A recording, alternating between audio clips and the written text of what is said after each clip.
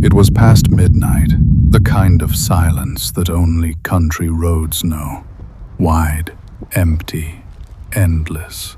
My headlights carved through the fog like a knife through milk. No signs, no towns, no cars. Just rows of corn whispering to the wind. The GPS froze an hour ago, the signal long gone. Then, with a soft cough, my engine died. The car rolled to a stop right in the middle of nowhere. And for the first time that night, I realized how loud silence could be. I sat there, waiting, hoping the engine would start again, but it didn't. The air was dry, my throat tighter than ever. I opened the door and cold air spilled in, damp, heavy, smelling faintly of soil and rain. I grabbed my flashlight and a half-empty bottle, thinking maybe I could find a stream nearby. There had to be one. The map earlier showed a small blue line near these woods. As I stepped off the road, the gravel crunched softly beneath my boots, and in the distance, somewhere between the trees, I heard it, a faint drip.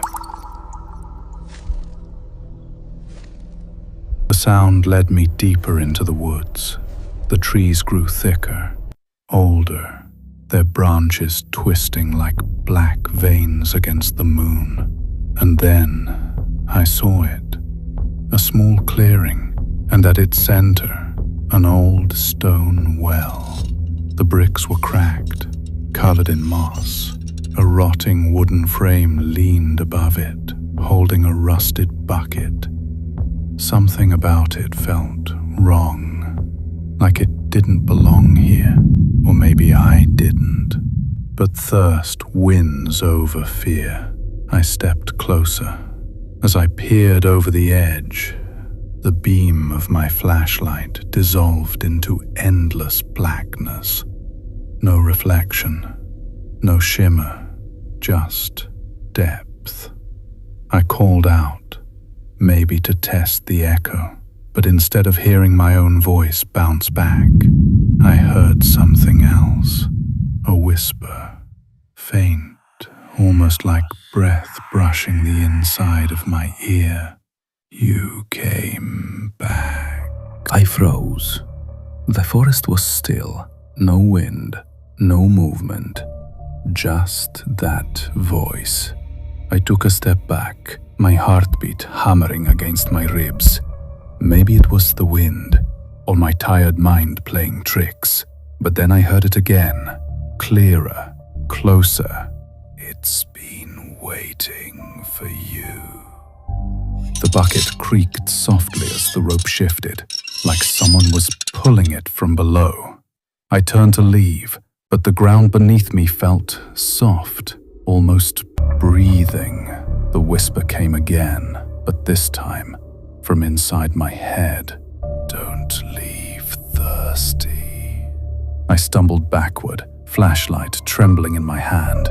Every instinct screamed, run, but my legs wouldn't move. The rope twitched. The bucket rose a few inches, and then it stopped mid-air, as if held by invisible hands. Something cold brushed my wrist. When I looked down, a drop of water, dark, almost black, was glistening on my skin. Then another, and another. The drops formed words across my hand, written in liquid shadow. Listen. A strange dizziness crawled through my skull. Images flashed, quick, violent. A village, torches, people shouting, and that same well. Newer, cleaner, surrounded by faces twisted in fear. Someone was being thrown inside. A woman screaming curses at the crowd. "You'll drink what you buried!" she screamed. The vision vanished, but her voice remained, whispering beneath the surface of the night.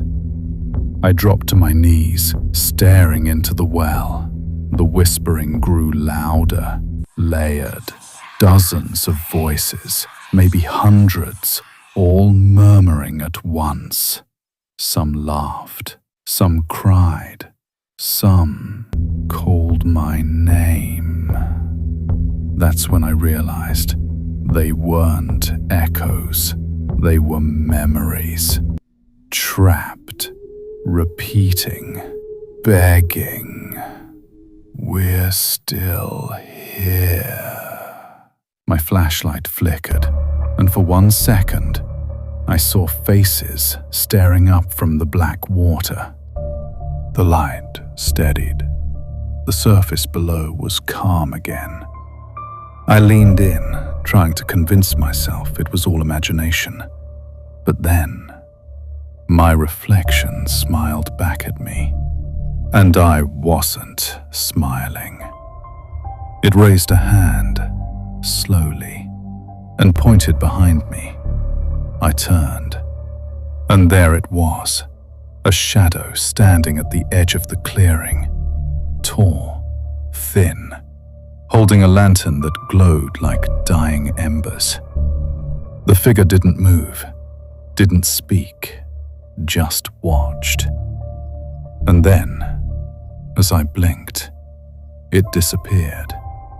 But the whisper in the well said softly, "He carries the light of the drowned." The lantern's glow appeared again, this time inside the well. I stared in disbelief. The light swirled beneath the surface, like fire trapped underwater.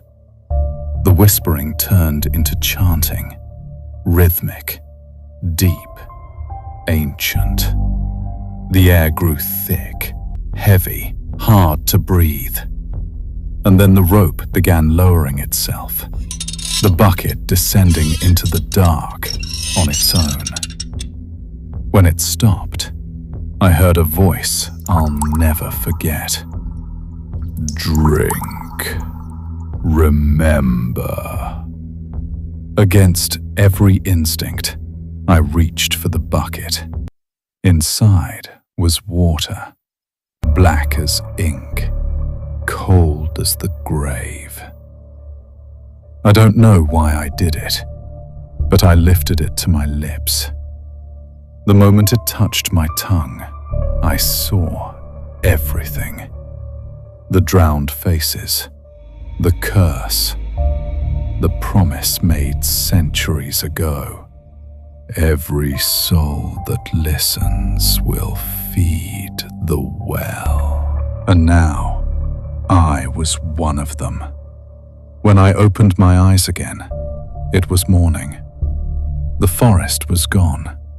My car was parked on a dirt road, engine running. I thought it was over, a dream, until I looked in the rearview mirror. In the back seat sat a lantern, old, rusted, and inside it, a black feather floating in water. A whisper came from the passenger seat. Light must feed the dark. I tried throwing the lantern away. It always came back on my porch, my car, my bedroom. Each night, the whisper grew clearer. Each night, the thirst returned. And every reflection, mirror, window, puddle, showed that same old well, waiting. Tonight is Halloween. The air feels the same as that night, heavy, electric. The lantern glows by my bedside, brighter than before. The whisper is louder now, more desperate. It's time to feed the dark again.